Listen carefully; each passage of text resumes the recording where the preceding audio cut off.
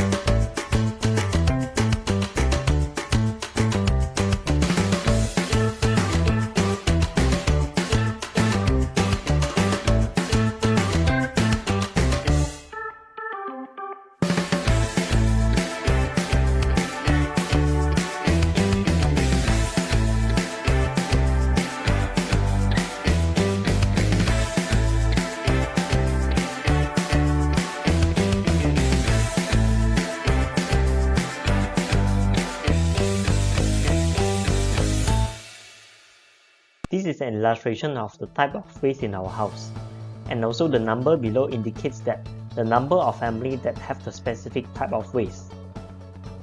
Plastic waste can be found in almost every house. They are usually made up of plastic bottles, food containers, and plastic bags. Plastic waste such as food container contain residues such as food waste, oil, and grease that is considered as contaminant and should not be added into our recycling stream.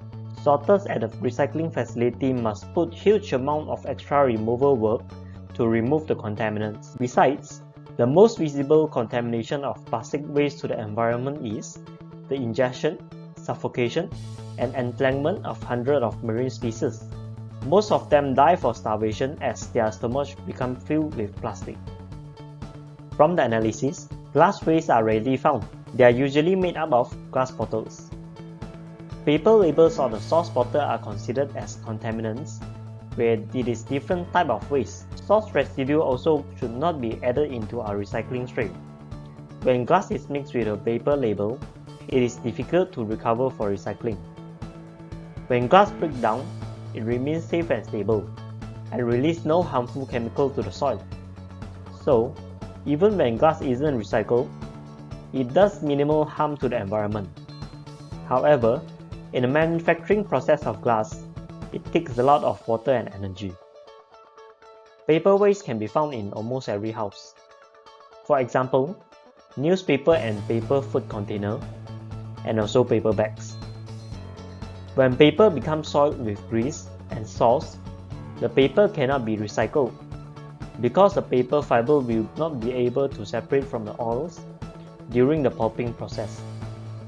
Food is a major source of contamination in paper recycling. In addition, paper wastes are often burned, causing air pollution, and some chemical contained in the product may damage the environment. Paper contains many toxins that leak into the soil from open and covered landfill and into soil where it can cause ecological damage. Metal wastes are usually made up of aluminum cans, Paper labels and food residue were found in the canned food and drinking cans. When they are sent to the recycling facility, the worker must remove the contaminants before the recycling process. The production of aluminum can is very energy intensive and has very high carbon footprint, responsible for 11 tons of carbon dioxide emission per ton of can, along with a host of other pollutants, including pollutants that contribute to acid rain and smog. When organic waste is disposed, they will dump and decay in the landfill. In the decaying process, the waste produce greenhouse gases like methane, which worsen the greenhouse effect. Electronic waste like batteries and CDs contain toxic materials such as lead, zinc, nickel, barium, and chromium. When electronic waste is dumped into the landfill, toxic material can seep into the soil and groundwater, affecting not only our health but also land and sea animals. That's all for my part of presentation. Thank you. Hi, my name is Tan Di Yao, and I will present about the recycling practice.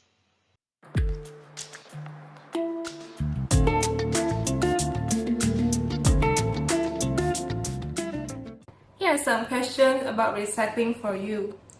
First, do you have different trash cans for recycling purpose? No. Why? Because my house has very limited space to put many trash cans for recycle, and I personally do think that to separate all the trash and put them into different trash cans is very inconvenient and time consuming.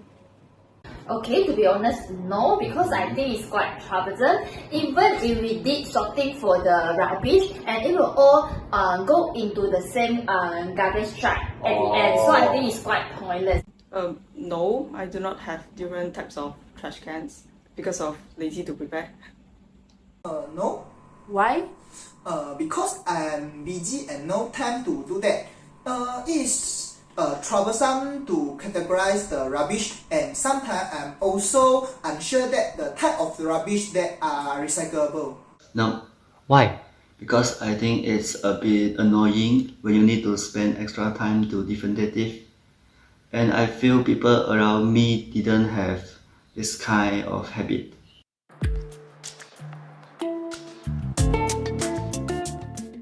For different types of waste, how would you throw them?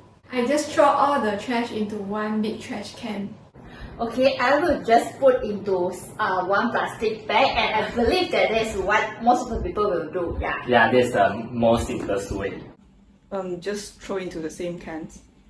Basically, I just throw rubbish according to the location. My home has only 3 trash cans, which are at living room, kitchen, and one more at upstairs. For example, those leftover food or food packaging, I will throw in the dustbin at kitchen. For the waste such as paper or stationery, I will throw at the dustbin at the upstairs area. On the rubbish collection day, I will just gather all the rubbish in one big plastic bag and then throw them away. At home, normally I put trash can at bedroom, living room, and kitchen. Then I will collect them with different bags and throw them in dustbin.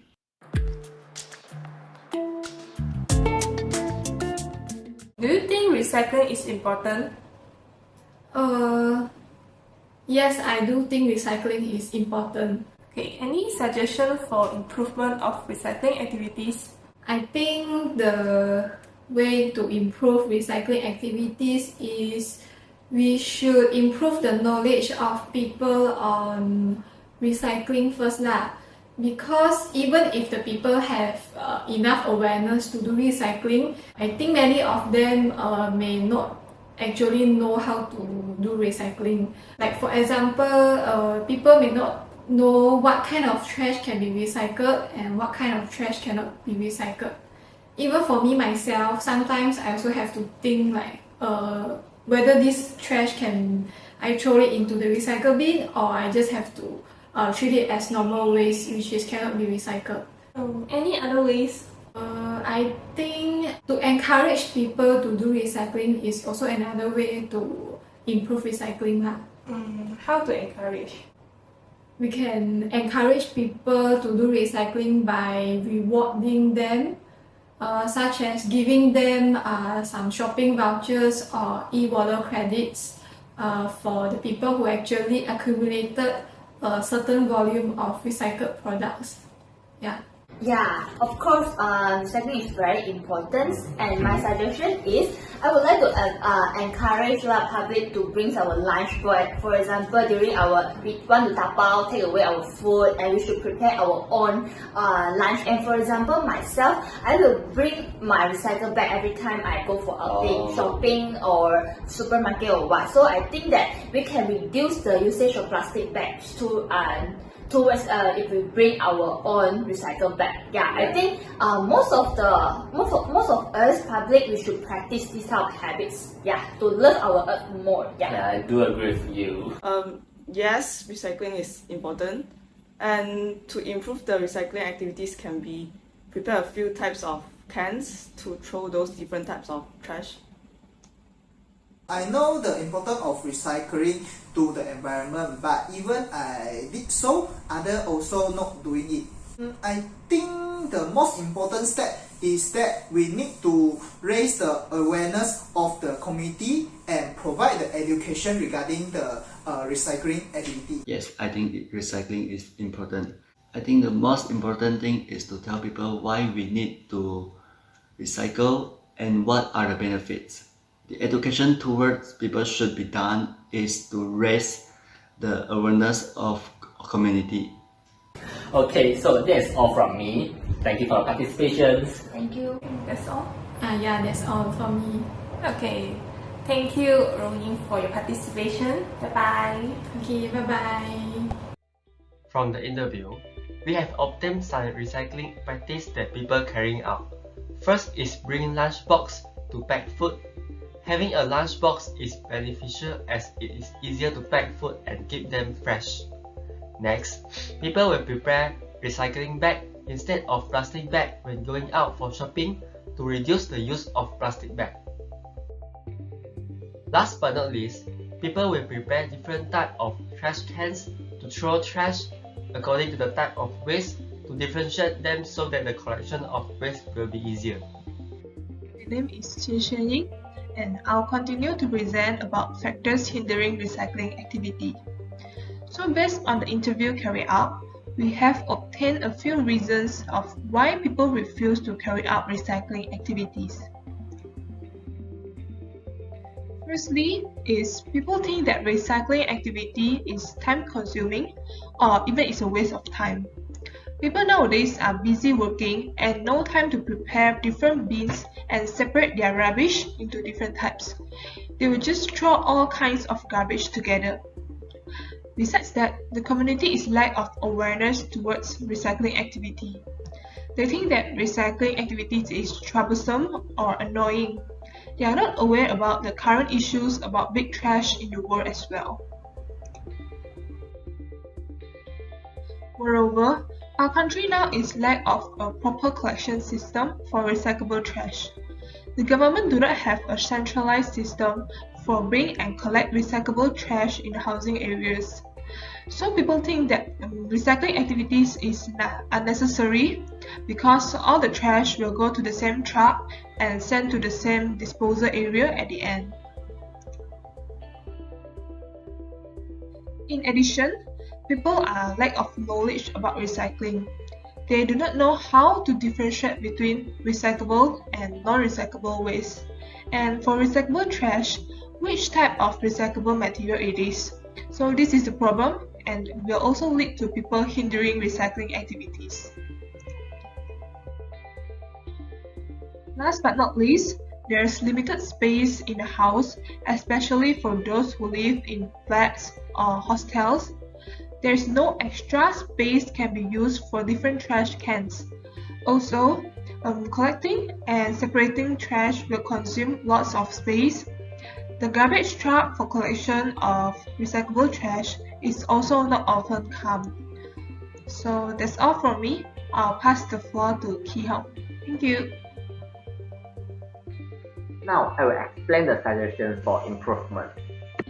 The most effective way to improve the recycling activities will be the enactment of laws or regulations. The authorities should develop rules that oblige the residents to classify waste into categories such as burnable, non-burnable, recyclable, electronic waste, food waste, etc. in order to facilitate recycling activities and waste management in a certain city or country. Of course, in this case, the authorities will also play an important role to implement this policy. They must educate the residents on how to sort recyclable or non-recyclable materials. They have to prepare different communal garbage bins of different colors to distinguish between the different types of waste, and they must schedule dates to collect different types of waste. Not to mention, have to publish the whole arrangement to make sure that all the information reaches the residents. Naturally, a regulation is always accompanied with a strict punishment such as confinement, penalties, or social credit reductions for non-compliance with the rules. We can use Japan as an example to illustrate this point. In Japan, a particular garbage separation rules are implemented by each city. Garbage is divided into 4 main categories in Japan: burnable, non-burnable, recyclable, and oversized, and it is compulsory for everyone who lives in Japan. Another instance will be Shanghai. Shanghai is China's most trash-generating city. It produces 9 million tons a year. Hence, in 2019, waste management regulation in Shanghai has been introduced, which the waste now has to be divided into 4 types: recyclable goods such as motors and cans, harmful waste like batteries and medicine, kitchen waste predominantly types of food, other waste such as bathroom products. Here are the examples that we should imitate and learn from. Hi, I'm Goh Yong Yi and I will talk about the reflection after we have completed this assignment.